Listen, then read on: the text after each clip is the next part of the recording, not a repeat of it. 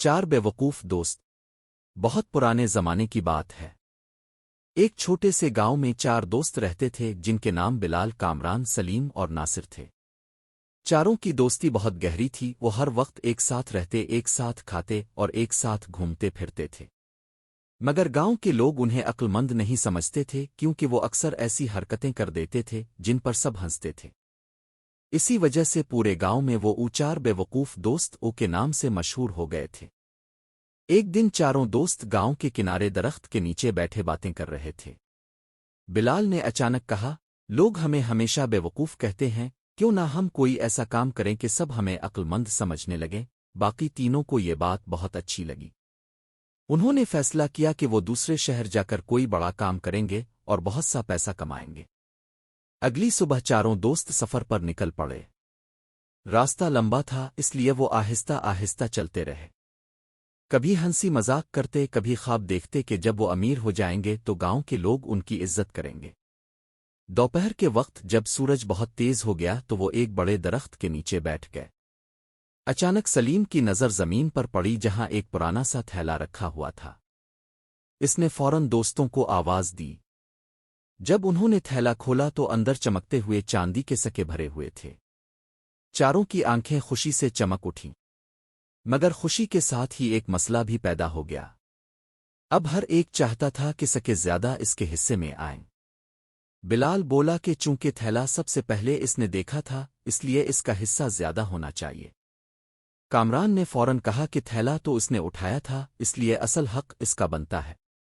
सलीम ने कहा कि अगर वो ना होता तो शायद कोई भी इस थैले पर तवज्जो ना देता।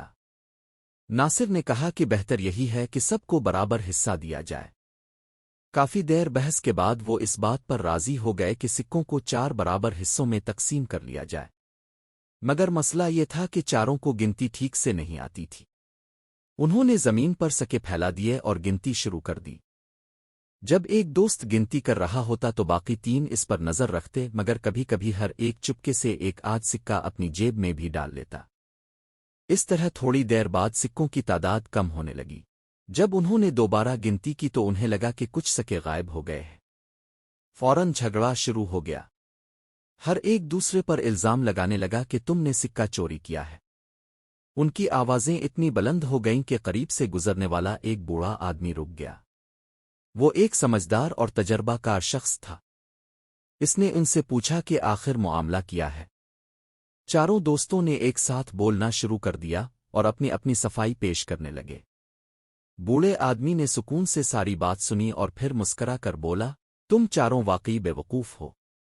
तुम में से हर एक ने चुपके से सिक्के अपनी जेब में डाले हैं और अब दूसरों को चूर कह रहे हो। ये सुनकर चारों दोस्त खामोश हो गए और शर्मिंदगी से एक दूसरे का मुंह देखने लगे। बूढ़े आदमी ने उन्हें समझाया कि लालच इंसान को अंधा कर देता है। अगर वो ईमानदारी से सिक्कों को तकसीम करते तो ना झगड़ा होता और ना ही दोस्ती खराब होती। इसने कहा कि अक्लमंदी सिर्फ बातों से साबित नहीं होती, बल्कि इंसान के किरदार से जाहिर होती है। चारों दोस्तों को अपनी गलती का एहसास हो गया। उन्होंने अपनी जेबों से छुपाए हुए सिक्के निकालकर दोबारा जमीन पर रख दिए और वदा किया कि आइंदा कभी लालच नहीं करेंगे। आखिरकार उन्होंने सिक्कों को बराबर हिस्सों में बांट लिया और बूढ़े आदमी का शुक्रिया अदा किया। इस दिन के बाद चारों दोस्तों ने फैसला किया कि वो जिंदगी में समझदारी और ईमानदारी से काम लेंगे, ताकि लोग उन्हें बेवकूफ़ न कहें।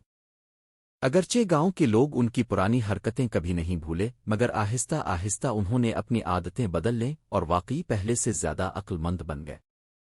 इस वाक़ये ने उन्हें सिखा दिया कि दोस्ती तभी मजबूत रहती है जब इसमें सच्चाई, एतमाद और इंसाफ हो, वरना लालच और बेवकूफ़ी इंसान को मुश्किल में डाल देती है।